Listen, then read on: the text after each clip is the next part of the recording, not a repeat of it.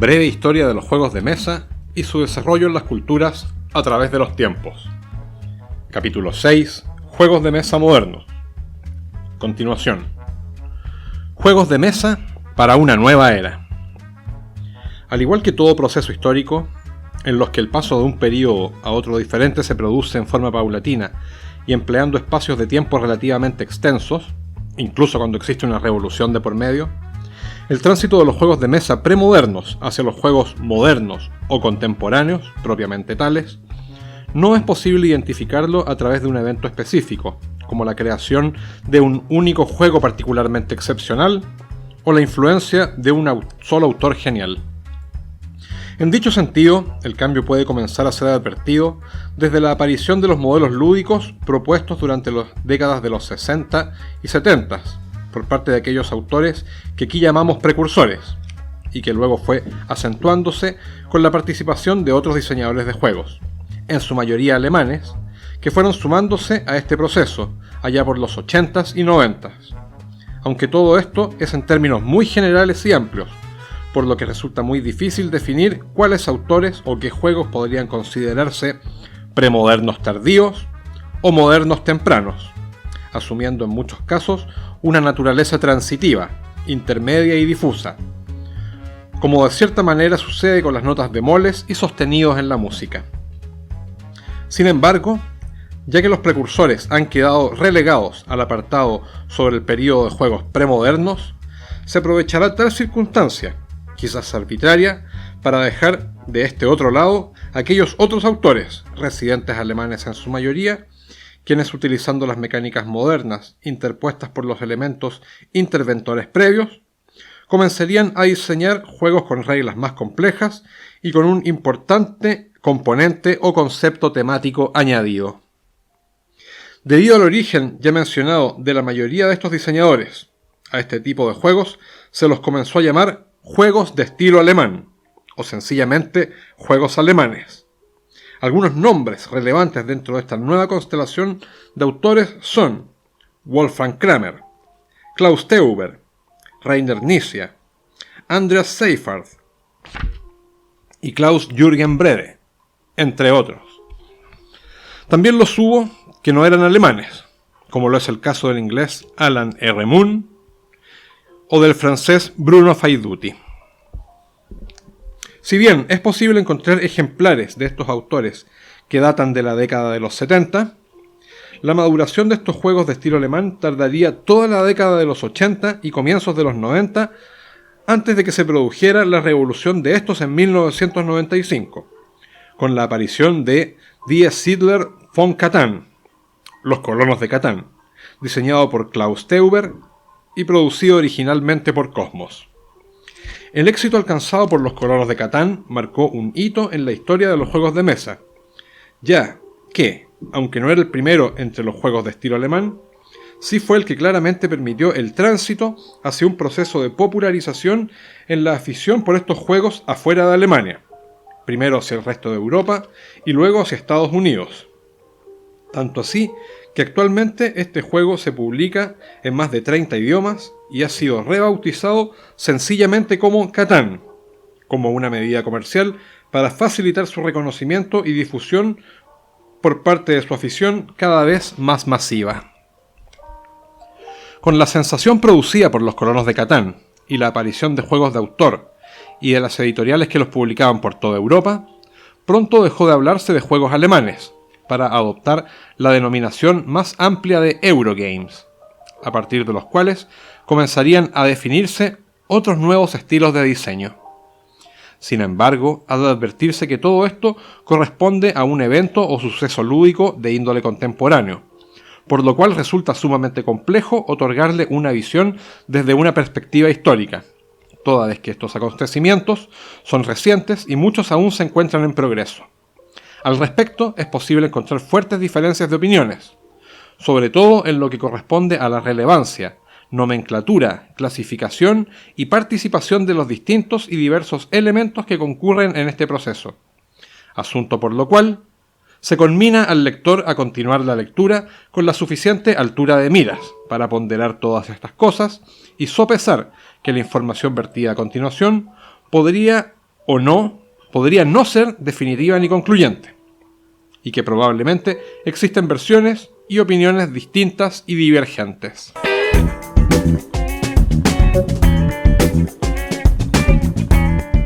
Nuevas categorías para nuevos juegos de mesa.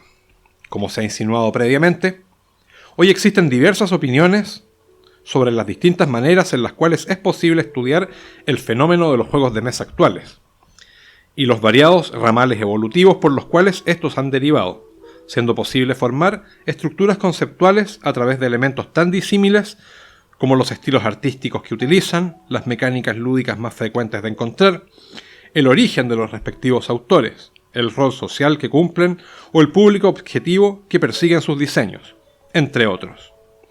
Desde cierto punto de vista, se cree que es posible conceptualizar las distintas categorías en las que actualmente se clasifican los estilos más relevantes en el diseño de los juegos que han surgido a partir de los juegos de estilo alemán hasta la actualidad, en virtud de cuánto menos o cuánto más abstractos son, pudiendo en tal caso definirse una escala dada por cuánto menos o cuánto más un juego se aleja o se acerca a la realidad de la cual se deduce.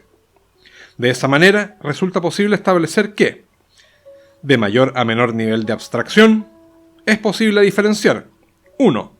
Abstractos puros. 2. Abstractos tematizados.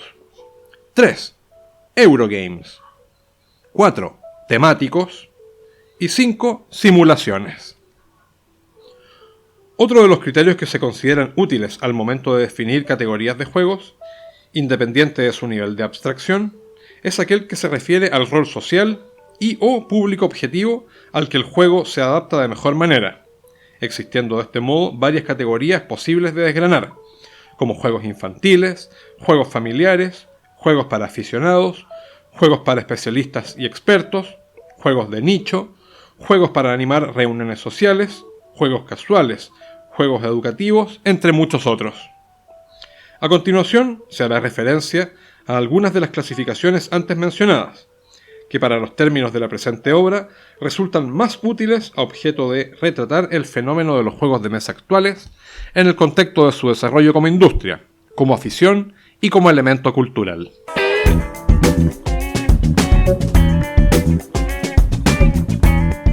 Juegos de estilo alemán y Eurogames. Como ya se ha insinuado en apartados anteriores, no pocos de los antecedentes que concurrirán para la gestación de los juegos modernos encuentran su origen en ese evento social llamado la guerra, la continuación de la política por otros medios, como la definió Karl von Clausewitz, militar prusiano, autor del libro, a propósito y precisamente titulado, De la guerra. Uno de estos antecedentes, y quizás el más obvio en este contexto, fueron los juegos de guerra o wargames, nacidos y desarrollados, como ya se ha mencionado, en el seno de los procesos de educación, instrucción y entrenamiento de los oficiales desde las guerras napoleónicas y hasta el término de la Primera Guerra Mundial, después de la cual cayeron en desuso dentro de los ejércitos y fueron adoptados por la civilidad como medio de esparcimiento. Otro antecedente importante relacionado con la guerra fue la readopción de la costumbre del juego en familia, impuesta por la necesidad de entretención que tenía la población civil durante las horas más críticas de la Segunda Guerra Mundial, oculta en refugios por los bombardeos a las ciudades. En tal sentido, de pronto se antoja cierto aquello que se dice sobre que la guerra es la madre de todas las cosas, según sugiere el famoso aforismo que resume una sentencia más extensa, atribuida a Heráclito de Éfeso, quien probablemente pretendía ser una referencia de aquel efecto paradigmáticamente creador que tiene el caos, la necesidad de orden dentro de la vorágine. Como es sabido, Europa ha sido uno de los campos de batalla más hollados en la historia de la humanidad, y tras los efectos devastadores de la Segunda Guerra Mundial, la gente del viejo continente, y muy particularmente el pueblo alemán, abrumados no solo por los efectos destructivos inmediatos de los dos conflictos a escala mundial más recientes, sino también por las fuertes sanciones y reparaciones de guerra impuestas en ambas oportunidades, se encontraban hastiados de la guerra en lo particular, asimismo de todo conflicto en general. Había necesidad de orden, reconciliación y paz en sus corazones. Probablemente Acquire, el juego creado en 1964 por Sid Sackson y publicado en la serie Bookshelf Games de 3M, fue la clave en este proceso, junto a otros juegos de naturaleza similar que acrisolaron ese sentir de los alemanes. No solo era posible crear nuevos juegos de naturaleza no conflictiva, capaces de reunir familias, sino que la gente los demandaba. Fue así como estos alemanes, ni tontos ni perezosos, que no lo han sido jamás, comenzaron a fraguar el movimiento de estos nuevos juegos de mesa, que pronto adoptarían la denominación espontánea de juegos de estilo alemán. La denominación de Eurogames corresponde al uso más actual de este estilo o escuela de diseño que comenzó con la obra de autores, que como se ha dicho, eran en su mayoría de origen alemán. La importancia de estos autores radica en el uso que dieron a aquellas mecánicas más sofisticadas, interpuestas por sus precursores, para la creación de modelos lúdicos más desafiantes, los cuales se alejarían del paradigma del juego infantil para incursionar en un público más amplio, a través de juegos que podían ser disfrutados por toda la familia, y pronto por un público exclusivamente adulto y especializado. El éxito conseguido por estos juegos más vistosos, y que proponían mecánicas curiosas a través de diseños y componentes más llamativos, pronto comenzó a generar la proliferación de más títulos similares, pero que añadían nuevos e interesantes temas, comenzando a producirse una saludable competencia dentro de la industria. Algunas características más comunes de este tipo de juegos son: 1. Interacción y escalabilidad para ser jugados por grupos de personas en un rango intermedio, especialmente entre los 4 y 6 jugadores. Preferencia por el uso de temas competitivos, pero no conflictivos ni bélicos. Utilización de mecánicas sofisticadas, a través de múltiples componentes y reglas sencillas, pero que a la vez otorguen profundidad y rejugabilidad, generalmente privilegiando la estrategia y la buena administración de los recursos por sobre la influencia del azar. 4. Prevalencia de las mecánicas lúdicas sobre el rigor temático del juego. El tema del juego suele ser un mero contexto gráfico o vestidura de las mecánicas, las que se manejan prácticamente inalterables durante todo el transcurso de la partida. 5. Tiempo de juego claramente definido y acotado, principalmente entre los 30 y los 90 minutos, a diferencia de las partidas eternas y normalmente inacabables de juegos como Monopoly, Risk o Scrabble. La incorporación 6. La incorporación de reglas de equilibrio que impidan obtener ventajas insalvables en etapas tempranas de una partida, permitiendo que la victoria pueda decantarse estrechamente hacia cualquier jugador. Asimismo, la no eliminación de jugadores previa al término del juego. Y 7. Un diseño gráfico e industrial atractivo, y preferencia por componentes como el cartón impreso y especialmente la madera. Como se ha mencionado, una de las características más elementales, pero a la vez más trascendentes de estos juegos, es su atractiva visibilidad, dada por múltiples componentes, entre los cuales destacan los tableros, de cartón plegable, los cuales tienen impresos los elementos de uso común por sobre los cuales se desarrollará la historia del juego durante la partida. Normalmente constituyen mapas, escenarios o una reunión de múltiples elementos necesarios para el control visual de progresos, resultados, hitos y cambios. Las cartas de juego, que contienen información de naturaleza variable y que al ser utilizadas provocan cambios o ramificaciones en las alternativas del juego. Dado su diseño, son ideales para incorporar un componente de información imperfecta al juego, es decir, que solo es conocida por el jugador que la retiene, hasta el momento de revelarla o jugarla. Los dados, habitualmente como generadores de azar para definir resultados variables, pero también para otros usos diversos. Los peones y meeples, que se utilizan como representación de los propios jugadores en el tablero o de los recursos humanos disponibles.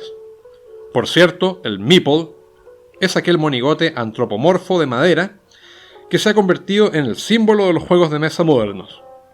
Si bien es cierto, este componente lúdico hizo su primera aparición con el juego Carcassonne, del diseñador alemán Klaus-Jürgen Breede, y publicado por Hans im Glück en el año 2000, el mote de meeple, según cuenta la historia, fue acuñado por una tal Alison Hansel en un reporte de partida para el lanzamiento de dicho juego como una abreviación de la frase My People, que significa mi gente.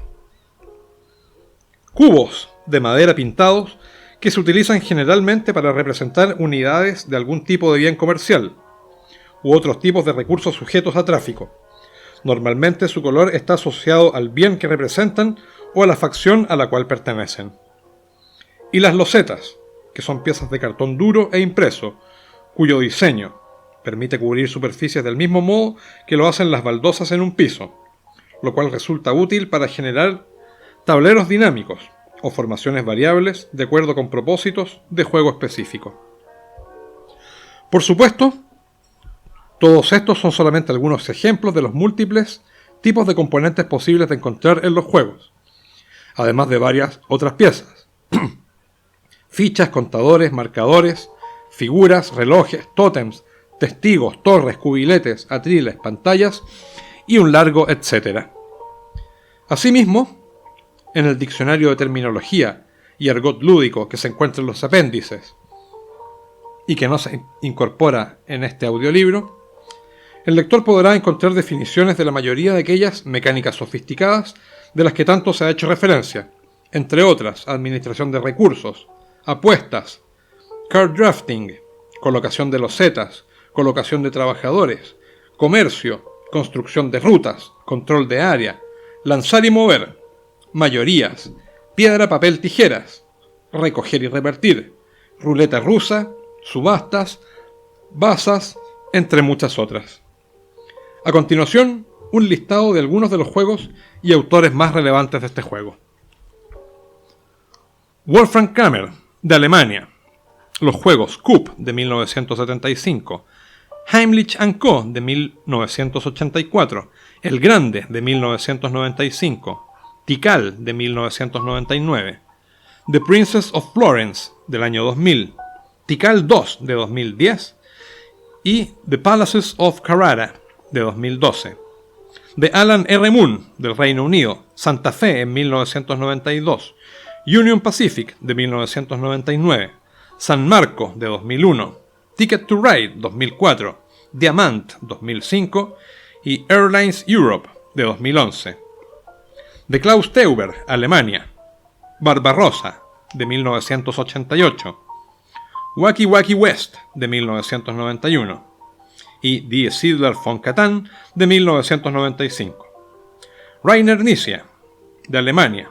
Modern Art, 1992. Medici, 1995. Tigris and Euphrates, de 1997. Samurai, 1998. Ra, 1999. Y Lost Cities, de 1999. Bruno Faiduti, de Francia. Mystery of the Abbey, de 1996. Y Citadels, del año 2000. Andreas Seyfarth, de Alemania. Manhattan, de 1994. Puerto Rico, de 2002. San Juan, de 2004. Y Turn & Taxis, de 2006. Klaus-Jürgen Brede, de Alemania. Carcassonne, del año 2000. The Downfall of Pompeii, 2004. Mesopotamia, 2005. Y Rapa Nui, 2011. Friedemann Friese, de Alemania. Power Grid, de 2004. Y Friday, de 2011. Uwe Rosenberg, de Alemania. Bonanza, 1997. Agrícola, 2007. Le Havre, 2008. At the Gates of Loyang, de 2009. Hora et Labora, de 2011. Y Caverna, de Cave Farmers, de 2013. Stefan Feld, de Alemania. Roma, 1995. In the Year of the Dragon, 2007. Notre Dame, 2007. Macao, 2009. The Castles of Burgundy, 2011. Trajan, de 2011. Bora Bora, de 2013. Amerigo, de 2013. Y Aquasphere, de 2014. William Atia, de Francia. Kailus, de 2005. Martin Wallace, del Reino Unido. Princess of the Renaissance, en 2003. Struggle of the Empires, 2004. Byzantium de 2005, Brass de 2007, Tinner's Trail de 2008, God's Playground de 2009, Automobile de 2009, London de 2010 y A Study in Emerald de 2013. Peter Lee de los Estados Unidos, Lords of Waterdeep de 2012. Simone Luciani de Italia, Tolkien The Mayan Calendar de 2012 y The Voyages of Marco Polo de 2015. Y finalmente, Alexander Pfister de Alemania y los juegos Broom Service de 2015 y Great Western Trail de 2016.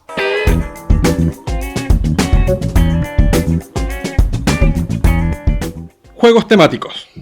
A diferencia de los Eurogames, los cuales destacan por ofrecer una experiencia de juego fundamentada en un diseño conceptual pulidamente asociado a conceptos como la elegancia de sus mecánicas, la austeridad de sus componentes y la frugalidad en la disponibilidad de recursos, en los juegos temáticos los diseñadores optan por un concepto con mecánicas puestas en función de otorgar una experiencia de juego basado en la importancia narrativa del tema del juego.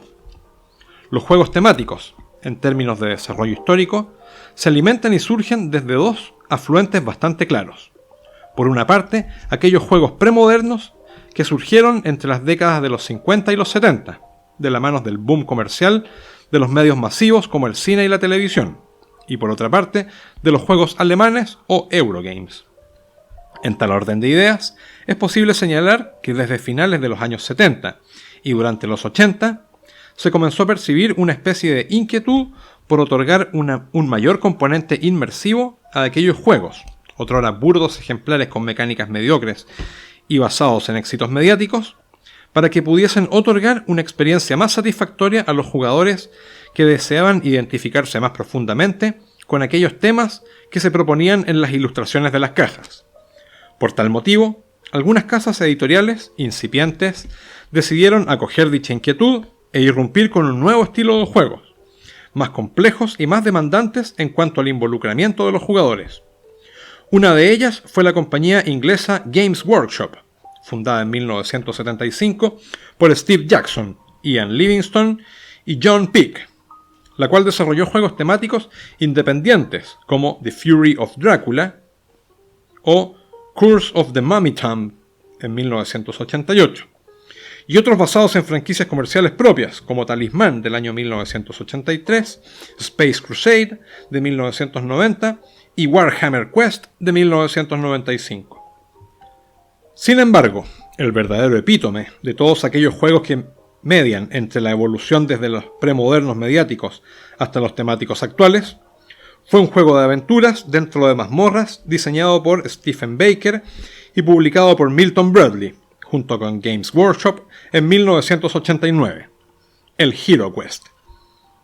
Otros eventuales eslabones, pero circunscritos al público español, fueron los juegos de Cefa, los cuales comenzaron a aparecer en tiendas desde principios de los años 80 y que entonces hicieron las delicias del público infantil y juvenil, con juegos que se desarrollaban a través de mecánicas sencillas, componentes de relativa calidad y diseños algo disparatados sobre aventuras fabulosas, la mayoría de ellos a cargo de Pepe Pineda, entre los años 1981 y hasta 1994. El más recordado de todos aquellos juegos fue En busca del Imperio Cobra, de 1981, pero también los hubo otros tales como Plutonio, Alerta Roja, El Cetro de Yarek, Distrito 21, Drácula, El Fantasma de la Ópera, La Maldición del Templo de Cristal y La Ruta del Tesoro. Otro antecesor relevante de los juegos temáticos modernos, con historia propia, es Escape from Colditz, o La Fuga de Colditz, un juego cooperativo publicado en 1973 por Gibson Games en el Reino Unido, en el que los jugadores representaban a prisioneros de guerra que debían escapar de aquel infame castillo-prisión nazi de la Segunda Guerra Mundial. Un aspecto interesante sobre este juego era que uno de sus diseñadores, Patrick R. Reed, oficial retirado del ejército británico, fue uno de los 16 convictos de guerra históricos que lograron escapar con éxito de aquel complejo carcelario. Hecho ocurrido el 14 de octubre de 1942. La idea de llevar adelante este proyecto lúdico probablemente fue acicateada por la publicación previa, un año antes, de un juego bastante más burdo y sencillo, pero con el mismo tema, Escape from Colditz Castle, de Adrian Wild. Como se ha visto, ya existían juegos que podrían ser llamados temáticos cuando se produjo la explosión de los Eurogames con la publicación de los Colonos de Catán en 1995, aunque igualmente se sirvieron del tirón de estos últimos para así proliferar en conjunto. Desde luego, así como los juegos de estilo alemán tuvieron mayor éxito en Europa, los temáticos tendrían una mejor recepción, difusión y desarrollo en los Estados Unidos.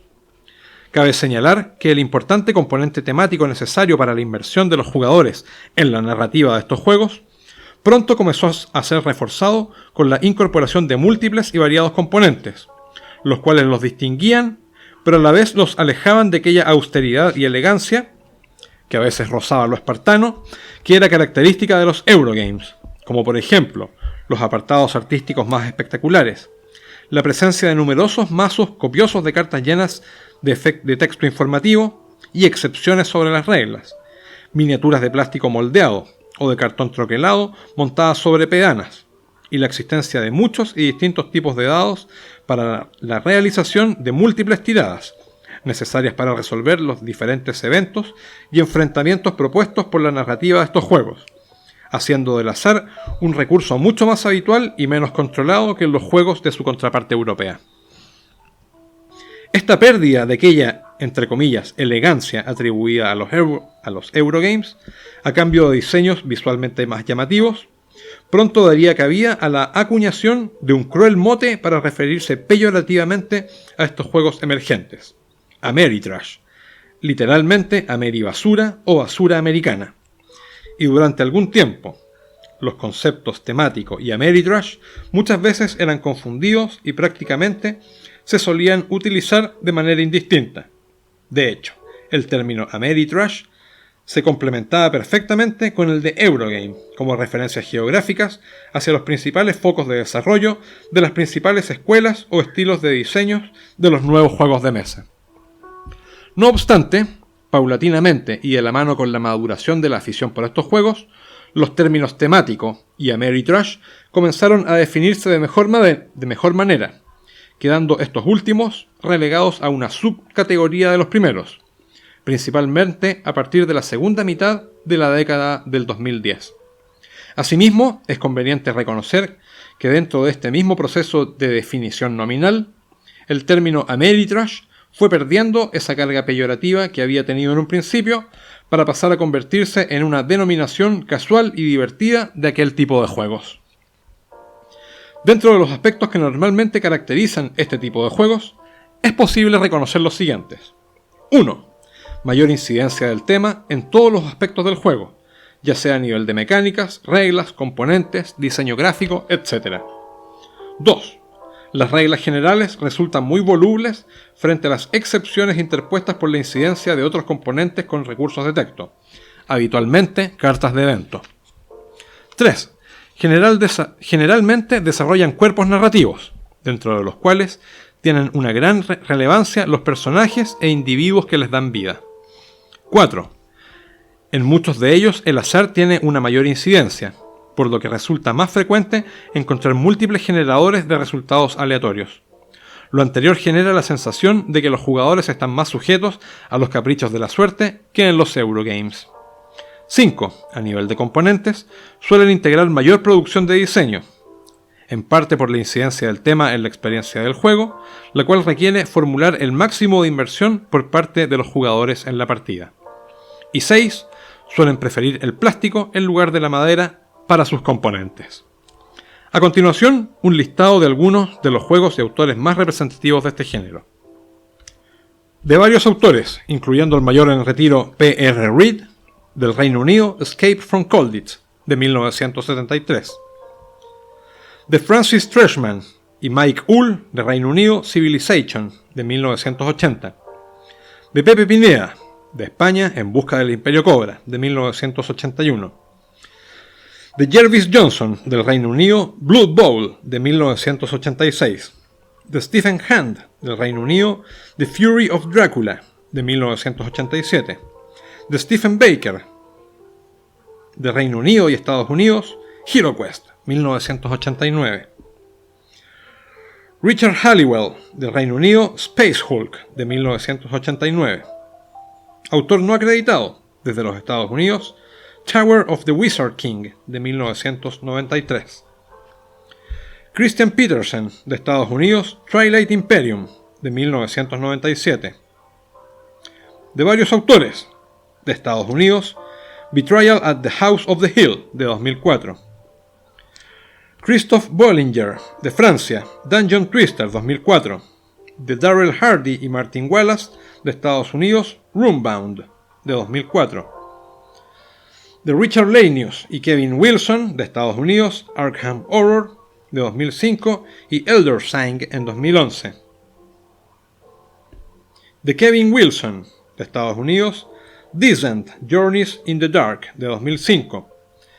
De Vlada Chvatil, de República Checa, Mage Knight, 2011. De Jason C. Hill, de Estados Unidos, Last Night on Earth, de 2007, y A Touch of Evil, de 2005. De Antoine Bauza, de Francia, Ghost Stories, de 2008. De Bruno Fauduti y Jeff Gontier, de Francia, Red November, de 2008. De Cory Konieska, Christian Petersen y Tim Uren, Estados Unidos, Middle Earth Quest, de 2009. De Matt Leacock, de Estados Unidos, Forbidden Island, de 2010. De Phil Eklund, de Alemania, High Frontier, de 2010. De Cory Konieska, de Estados Unidos, Rune Wars, de 2010, y Mansions of Madness, de 2011. De Ignacy Trzewiczek, de Polonia, Robinson Crusoe Adventures on the Cursed Island, de 2012. Rafael Guiton, Jean-Baptiste Lulien y Nicolas Rouleau, de Francia, Zombicide, en 2012. Jonathan Gilmour e Isaac Vega, Estados Unidos, Death of Winter, de 2014. De Rob Daviau y Matt Leacock, de Estados Unidos, Pandemic Legacy, de 2015. E Isaac Childress, de Estados Unidos, Gloomhaven, 2017.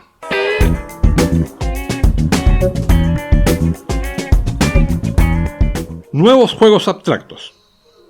Si bien en la antigüedad los juegos abstractos eran el estándar, actualmente el desarrollo de nuevos ejemplares dentro de esta categoría representa una minoría dentro de la afición. Sin embargo, probablemente por su reputación intelectual, continúan significando un sector apreciable dentro de esta, cuyos adeptos generalmente resultan ser grandes entusiastas, en el sentido de que este tipo de juegos suelen representar verdaderos desafíos a la inteligencia y raciocinio de un jugador en contra de otro, la oposición de voluntades en su máxima expresión lúdica.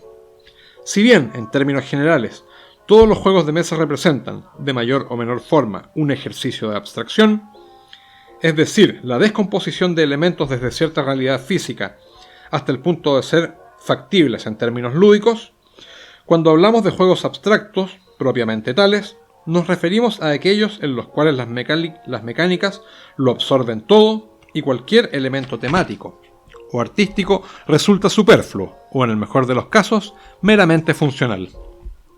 Estos juegos surgen ya sea por la intención premeditada de un diseñador al momento de crear un nuevo juego, o porque, sobre un conjunto de reglas y mecánicas sumamente sencillo y elegante preexistente, se le ha añadido un tema en forma tan somera que no tiene ninguna relevancia en términos de juego, salvo como acoplado artístico. En virtud de lo anterior, suelen definirse dos tipos de juegos abstractos contemporáneos. Por una parte, aquellos juegos de abstracción pura, cuyo arte y componentes resultan una mezcla de colores y formas que tienen sentido solamente en términos de juego, para su debido reconocimiento en cuanto a su disposición y respectivas interacciones.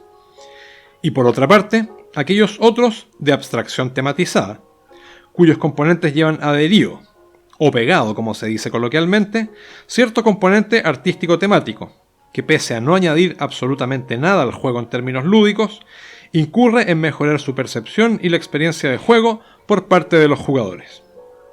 Para ejemplificar lo anterior, resulta muy ilustrativo el caso de Cathedral, un juego creado en 1978 por Robert Peter Moore, un piloto al servicio de la Real Fuerza Aérea de Nueva Zelanda.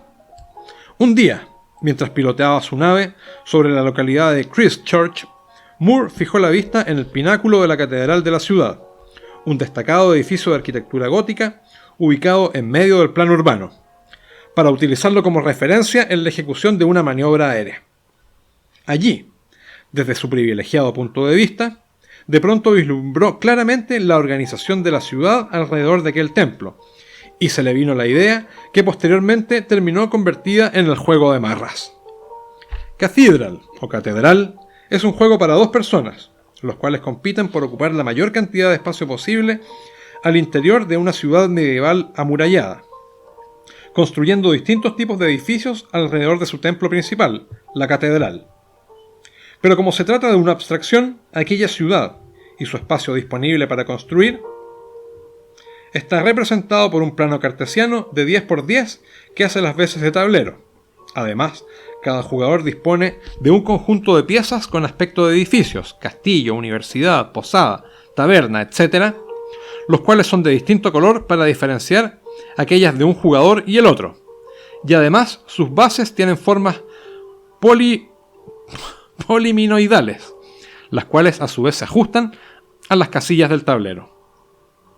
Finalmente, existe un edificio neutral, la catedral, que cubre 6 espacios en forma de cruz cristiana y que al inicio de la partida se coloca discrecionalmente sobre el tablero. Luego, en cada uno de los turnos, los jugadores van añadiendo sus respectivos edificios al plano, de a uno en uno, con la finalidad de cubrir la mayor superficie posible, y a su vez negar el espacio de colocación al oponente. Como es posible apreciar, se trata de un juego netamente abstracto, cuya historia sobre construcciones medievales y la lucha de las fuerzas de la luz y de la oscuridad, según viene planteado en la descripción escrita en la caja de la edición de Mattel de 1986, no tiene absolutamente ningún efecto en términos de juego. La ciudad medieval bien podría ser futurista o submarina o una mezcla de ambas, y aquello no afectaría en nada a la mecánica del juego. O toda la producción de edificios moldeados en resina podría haber sido, en su lugar, sencillos recortes de cartón plano y de colores, y no pasaría nada. El juego continuaría siendo el mismo. La gran verdad es que el añadido artístico suele incorporarse para que el juego sea más agradable al gusto de los consumidores, quienes normalmente tienden a considerar fríos aquellos juegos de abstracción pura, como los eran los de la antigüedad y de los cuales ya se han descrito varios en los capítulos anteriores, como el juego real de Ur, el Senet, la Petella, el Latrunculi, el ajedrez, Ritmomaquia, el Backgammon, el Pachisi, el Go, el Reversi, etc. Los nuevos juegos abstractos representan modelos en los que los jugadores habitualmente deben interactuar en una confrontación directa en busca de las condiciones de victoria, bajo la premisa fundamental de que, bajo unas pocas reglas aparentemente sencillas, existe una profundidad lúdica realmente exigente, lo cual hace que habitualmente estos juegos ostenten unas curvas de aprendizaje bastante demandantes, es decir, que llegar a dominar las alternativas de juego lleva consigo un número elevado de partidas, lo que provoca que muchos de estos juegos deban ser abordados en términos de especialista, debido a la dedicación que requiere su dominio. En dicho sentido, es posible reconocer que muchos juegos, que normalmente se clasifican dentro de la categoría de Eurogames, al ser analizados objetivamente, bien podrían ser reconocidos como este tipo de abstractos tematizados, dado que podrían prescindir completamente del tema que su autor o la editorial les ha otorgado, para sustituirlo por otro, o incluso relegarlo a simples formas y colores. No obstante, de algún modo se ha llegado a establecer que allí existiría una delgada línea divisoria, en ocasiones antojadiza, entre unos y otros, probablemente dada por la necesidad de un tema para que el juego sea aceptable y tenga sentido en la percepción de los jugadores, o quizás en virtud de un conjunto de reglas ligeramente más complejo, como sucede en el caso de Carcassonne, Land vs. Sea o una cantidad importante del catálogo de creaciones del autor alemán Rainer Knizia, solo por dar algunos ejemplos. A continuación, un listado de algunos de los juegos y autores más importantes de este género. Efraín Gersano, de Rumania, Rummikub, de 1977. Robert P. Moore, de Nueva Zelanda, Catedral, de 1978. Wolfgang Kramer, de Alemania, Pueblo, de 2002. Rainer Knizia, Alemania, Through the Desert, de 1998, y Keltis, de 2008. Chris Byrne, de Bélgica, todo el proyecto GIPF, con sus respectivos miembros, GIPF, de 1997, Search, de 1999, Vivon, de 2001, Ginge, de 2003, Punkt, de 2005 y Tsar, de 2007.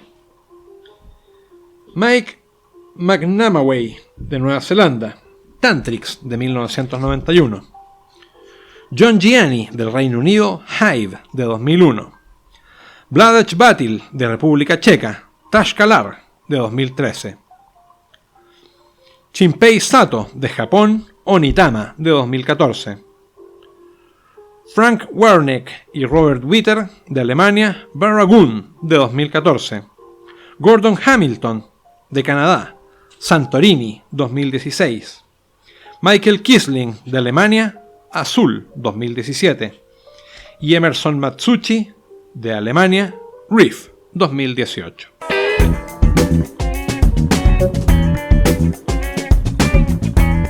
Juegos de cartas no tradicionales. Las cartas, desde su origen, han sido un componente lúdico sumamente versátil, gracias a su formato, el cual les permite ser manejables manualmente, formar mazos compactos, ser fácilmente barajables, durables, transportables y poder contener una importante cantidad de información con un manejo relativamente sencillo de esta, mejorando su familiarización e incluso memorización. De hecho, durante la operación Libertad para Irak entre los años 2003 y 2011, se distribuyó entre las tropas de la coalición un mazo de naipes llamado Most Wanted, cuyas cartas tenían impresas fotografías de los principales líderes del régimen de Saddam Hussein para ayudar a los soldados a memorizarlos y reconocerlos. Dichas características han hecho de las cartas una plataforma única sobre la cual resulta sumamente atractivo diseñar, ya que a la vez permiten crear modelos lúdicos completos, portables y económicos de fabricar y distribuir.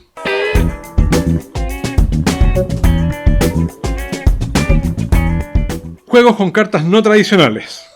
De modo similar, como sucede en el mundo del ajedrez, y las piezas mágicas, que constituyen piezas inventadas para introducir nuevos efectos dentro del juego tradicional, llamaremos barajas no tradicionales a aquellos conjuntos de cartas creados con la finalidad de implementar juegos similares a los que se juegan con cartas tradicionales, como el naipe inglés o el naipe español principalmente, pero que proponen un escape a la hegemonía y monotonía de estas, ofreciendo posibilidades distintas al variar la cantidad de palos o de pintas y las escalas tradicionales. Uno de los principales precursores de este tipo de barajas ha sido Uno, el cual fue diseñado por Merle Robbins, un barbero de Reading, Ohio, basándose en un juego de cartas casual llamado Ocho Loco, alrededor del año 1971, pero que no llegó a hacerse ampliamente conocido sino hasta 1992, cuando su propiedad intelectual fue adquirida por Mattel. Pese a que Uno es un juego prácticamente de azar puro, estableció la factibilidad de crear juegos basados en barajas distintas de las conocidas hasta entonces. También es plausible aventurar que muchas barajas no tradicionales nacieron de la inquietud de ciertos autores sobre la posibilidad de extrapolar los juegos de cartas hacia mundos de fantasía, con la finalidad de otorgarles a estos un mayor sentido de realidad, lo cual también proliferó en el mundo de los juegos de rol, por parte de aquellos directores de juego que querían darle mayor profundidad a sus respectivas aventuras y campañas. Aquellas barajas inventadas debieron de incluir nuevas pintas y palos, haber variado las escalas numéricas, proponer nuevas utilidades para los comodines e incluir otras cartas con efectos especiales, permitiendo la creación de interesantes juegos nuevos o variantes de juegos tradicionales como el póker, la canasta o el truco. Respecto de lo anterior, es posible mencionar una baraja de juego que apareció en la serie de aventuras y acción épico-fantástica China, la princesa guerrera, conocida como cartas King Kong, cuyos palos eran espadas, guadañas, manos de Ares y trigos. El conjunto no tenía mayor connotación lúdica. En el fondo, solamente cambiaba la simbología de las pintas del naipe inglés tradicional. Pero resulta un antecedente interesante. El nombre de King Kong obedecía al nombre del episodio en que apareció aquella baraja, y el juego era en realidad una suerte de póker, en el que la protagonista ganaba con una mano llamada full boat, o bote lleno, que vendría a ser equivalente al full house del póker. Una baraja no tradicional que ha tenido bastante difusión y uso en la actualidad es aquella conocida como Decked, creada en 2008 por el filósofo estadounidense y profesor de la Universidad de Albany, Nueva York, P.B. Magnus, la cual está conformada por un mazo de 36 cartas dividido en 6 palos de 10 cartas cada uno. No es un error de cálculo, sino que algunas cartas tienen dualidad de palo. Decked ha permitido la creación de múltiples e interesantes juegos, la mayoría de ellos liberados de derechos para su reproducción y uso no comercial. No obstante, la mayoría de las barajas no tradicionales de producción comercial se han creado para implementar solamente un único juego, muchos de ellos redundantes en una mecánica conocida como el trick-taking, o bazas en español, u otra denominada card drafting, la cual, en términos muy generales, consiste en irse pasando las manos de cartas de un jugador a otro. Algunos juegos interesantes de esta clasificación son Gang of Four, de Lee Ji, de 1990, Tichu, de Urs Hostetler, de 1991, Toma 6, de Wolfgang Kramer, en 1994, Bonanza, de Uwe Rosenberg, en 1997, No Gracias, de Thorsten Gimbler, en 2004, Hanabi, de Antoine Bauza, en 2010, Abluxen, de Wolfgang Kramer y Michael Kisling, en 2014, 2, la secuela de 1, de Nick Hayes, en 2018, y Llama, de Rainer Knizia, en 2019.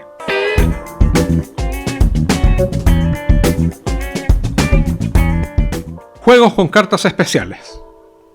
Cartas especiales se refiere a aquellas cartas que escapan al diseño de estas como naipes que conforman mazos abstractos divididos en palos y escalas numeradas, sino que utilizan este tipo de componente lúdico, es decir, la tarjeta de cartón ligero, para incluir allí información más amplia y específica, como imágenes, perfiles, iconografía, textos, valores, etc. Los primeros antecedentes sobre este tipo de uso para las cartas, probablemente se remonta a aquellos sets coleccionables que reunían información sobre individuos, popularizados principalmente por las tarjetas de béisbol en los Estados Unidos, las cuales enseñaban a los distintos jugadores de cada equipo en las diferentes temporadas de juego, las cuales se utilizaban para coleccionar e intercambiar y que comenzaron a aparecer a mediados del siglo XIX, a instancias de la popularidad que comenzó a tener dicho deporte por aquellos años.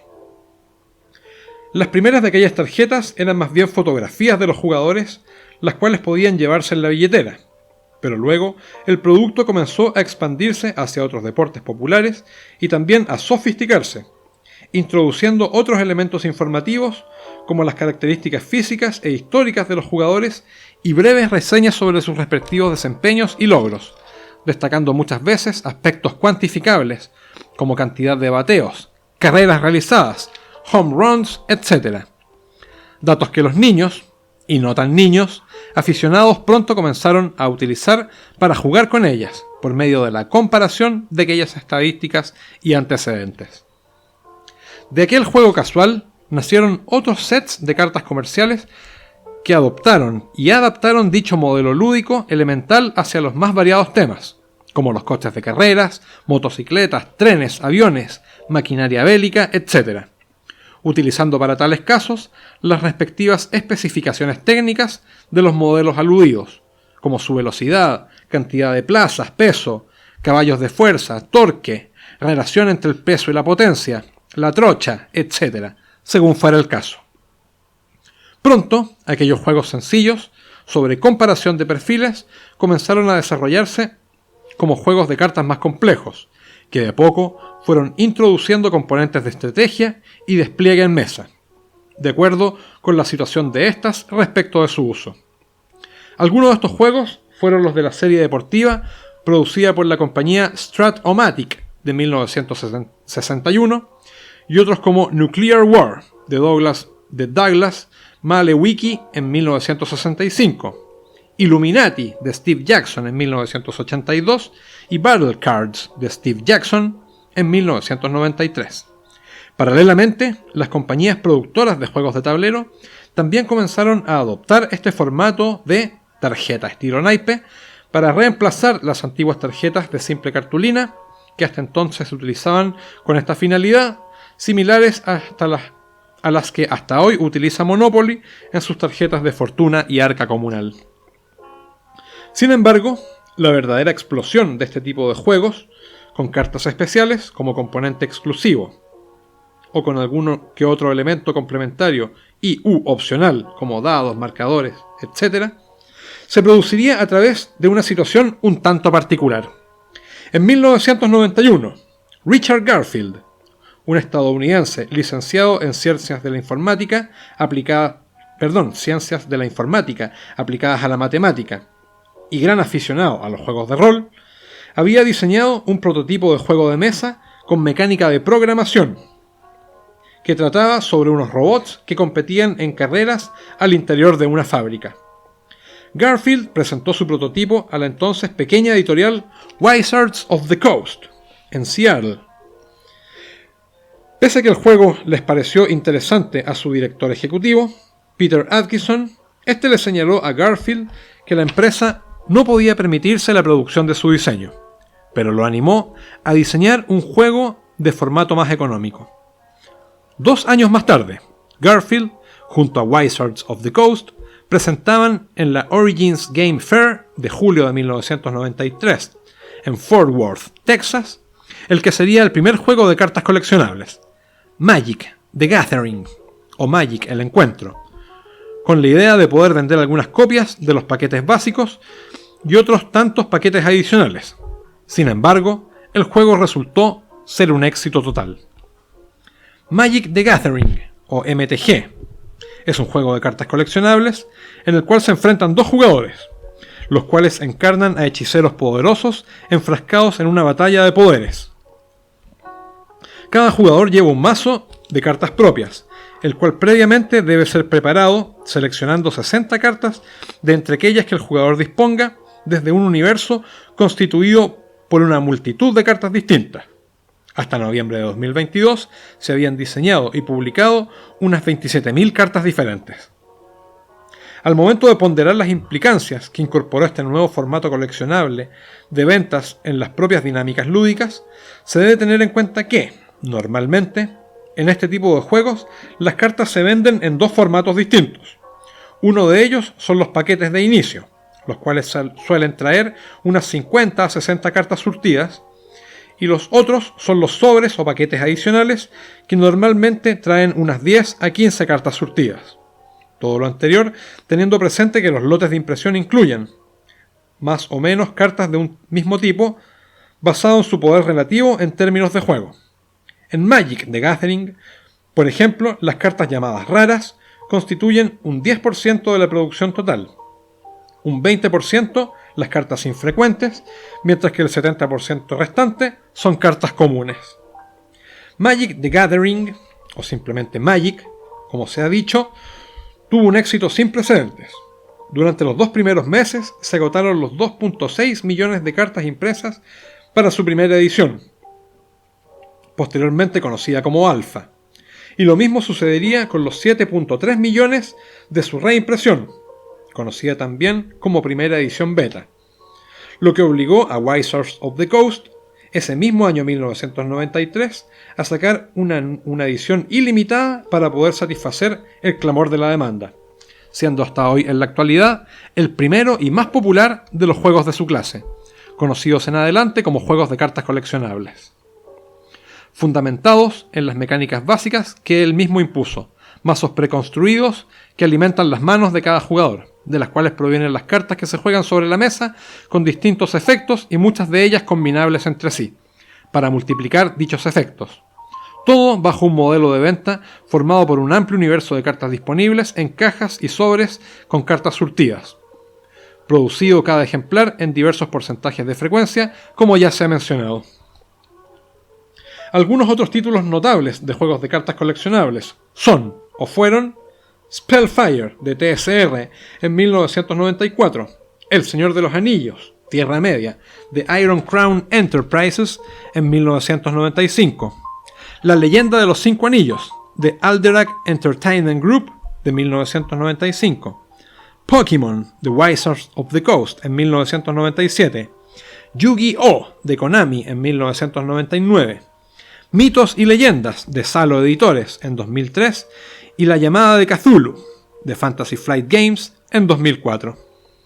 De entre todos los anteriores, el que probablemente constituyó la amenaza más seria para la supremacía de Magic the Gathering fue, en su momento, el juego de cartas coleccionables El Señor de los Anillos, Tierra Media, el cual fue desarrollado por Iron Crown Enterprises con la intención explícita de competir directamente con Magic the Gathering, alcanzando un enorme éxito desde su publicación en 1995, pero acabando estrepitosamente en 1998. Desde la perspectiva que otorga el tiempo, se ha llegado a concluir que el éxito inicial del Señor de los Anillos Tierra Media se debió a un fanatismo que en aquellos años había estado creciendo alrededor de la obra de J.R.R. Tolkien, pero que se encontraba latente, previo a la exposición mediática que significó la trilogía cinematográfica dirigida por Peter Jackson, por lo que el coleccionar las cartas era una de las pocas alternativas de aquellos fanáticos para poder experimentar visualmente el mundo de El Señor de los Anillos. Pero en cuanto al juego propiamente tal,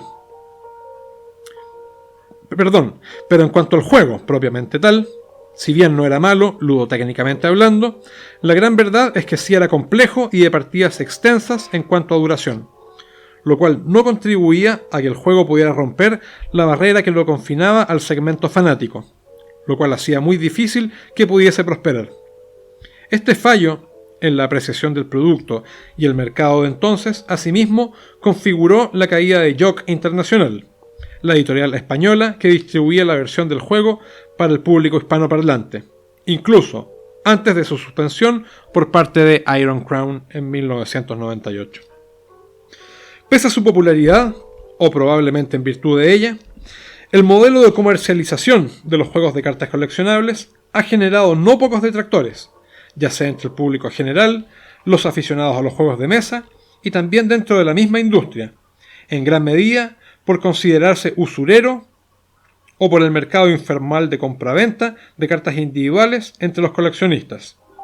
El precio más alto que ha llegado a pagarse por una única carta lo ostenta una copia de Black Lotus, el loto negro, autografiada por su artista, Christopher Rush, una carta rara perteneciente a la primera edición original de Magic the Gathering, la cual se subastó en $511.100 americanos en enero de 2021 a través del sitio de ventas online ebay.com.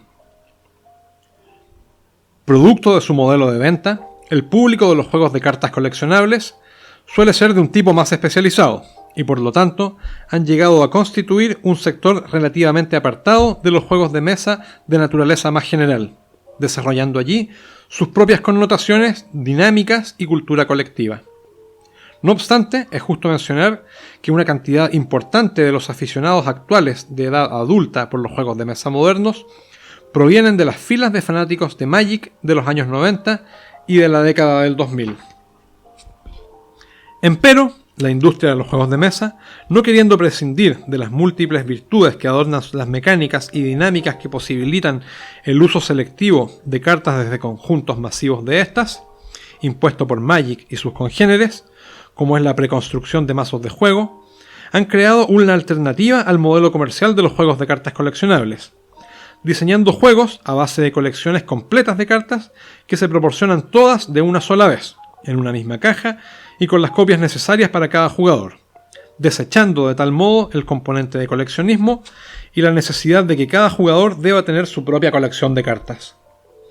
Se estima que el primero de estos juegos con preconstrucción de mazos, a través de conjuntos de cartas completos y cerrados, fue Blue Moon, creado por Rainer Knizia en 2004. Algunos años más tarde, la editorial estadounidense Fantasy Flight Games registró comercialmente el término Living Card Games, o LCGs, para sus juegos con este modelo lúdico y de venta, el cual se ha convertido en la denominación genérica y casual para todos estos, independientemente de la compañía o editorial que los publique. En promedio, un LCG básico cuenta con aproximadamente unas 250 a 300 cartas, las cuales, dependiendo de la naturaleza cooperativa o competitiva de cada juego en particular, suelen ser de uso común o bien vienen divididas por potencias o facciones disponibles para los jugadores. Algunos de los títulos más trascendentes de este tipo de juegos son Blue Moon de Cosmos en 2004, Anachronism de History Channel y Tricking Games en 2005, La llamada de Cthulhu LCG de Fantasy Flight Games en 2008, El Señor de los Anillos LCG de Fantasy Flight Games en 2011 y Android Netrunner de Fantasy Flight Games en 2012. Estos juegos, con un uso predominante y masivo de cartas especiales, promovió también la creación de una nueva mecánica lúdica por parte del diseñador Ronald X. Baccarino para su juego Dominion en 2008. Esta mecánica, en términos generales, pretendía trasladar la experiencia de la construcción de un mazo desde la etapa previa al juego, como sucede con los juegos de cartas coleccionables y LCGs, hacia el juego propiamente tal, permitiendo a los jugadores, durante el juego, ir adquiriendo nuevas cartas para ir mejorando sus propios mazos básicos. Esta mecánica se conoce como construcción de mazos, y aunque actualmente es utilizada como mecánica de múltiples juegos y con múltiples componentes, en sus inicios era preferentemente utilizadas en juegos exclusivamente de cartas, entre los cuales es posible destacar Dominion de Rio Grande Games en 2008, Ascension de Stoneblade Entertainment en 2010, Blood Bowl Team Manager de Fantasy Flight Games en 2011, Star Realms de Wizard Games en 2014 y Aeon's End de Indie Boards and Cards en 2016. Sin embargo, las cartas especiales no son exclusivas de aquellos juegos de cartas masivas con mazos preconstruidos o construidos durante el juego. También los hay con otras mecánicas o con menor cantidad de cartas. Habitualmente desde las 54 hasta las 126, aunque no necesariamente. También los hay con muchísimas y poquísimas cartas. De hecho, a partir de la publicación de un juego llamado Love Letter de Seiji Kanai en 2012, el cual solamente utilizaba 16 cartas, surgió una especie de fiebre por los juegos de cartas mínimas, como Coup de Riki Tata en 2012, de 18 cartas, o Win, Lose or Banana de Chris Cieslik en 2008, que solamente utiliza 3 cartas. Otros juegos de cartas relevantes, distintos de aquellos de construcción o preconstrucción de mazos, son Citadels de Bruno Faiduti del año 2000, Bang de B.B. Giochi en 2002, San Juan de Ravensburger y Alea en 2004, Cold War, CIA vs KGB de Fantasy Flight Games en 2007, Monopoly Deal de Hasbro en 2008, Jaipur de Gamesworks en 2009, Crónicas de Kanai Factory en 2009, Space Hulk, Death Angel de Fantasy Flight Games en 2010, 15 días de Spanish Golden Age de Asylum Games en 2014, La Isla de los Trenes de Lookout Games en 2014 y Colonos del Imperio de Portal Games en 2014.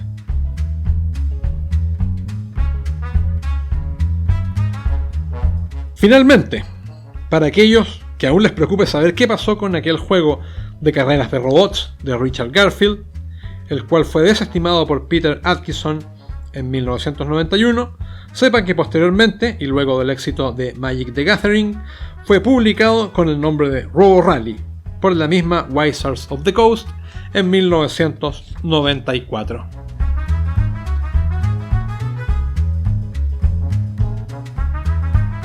Y hasta aquí el episodio número 17 de esta breve historia de los juegos de mesa. En este capítulo, sobre los juegos de mesa modernos o contemporáneos.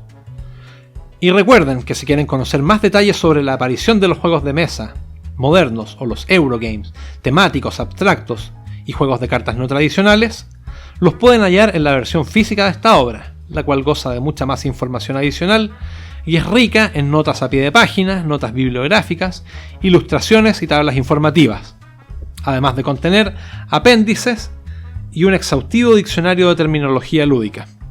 El libro físico y su versión digital se encuentra disponible en Amazon, cuyos respectivos enlaces son posibles de hallar en la descripción de este video o podcast, según la plataforma de vuestra preferencia. Y si quieren conocer aún más historias sobre el mundo de los juegos de mesa, no duden en visitar el blog La Ludoteca de Pampala. Asimismo, recuerden suscribirse al canal, dar like y compartir, lo cual ayuda mucho a la difusión de este programa. Y eso es todo por hoy. Éxito en la vida, suerte en el juego y hasta el próximo episodio.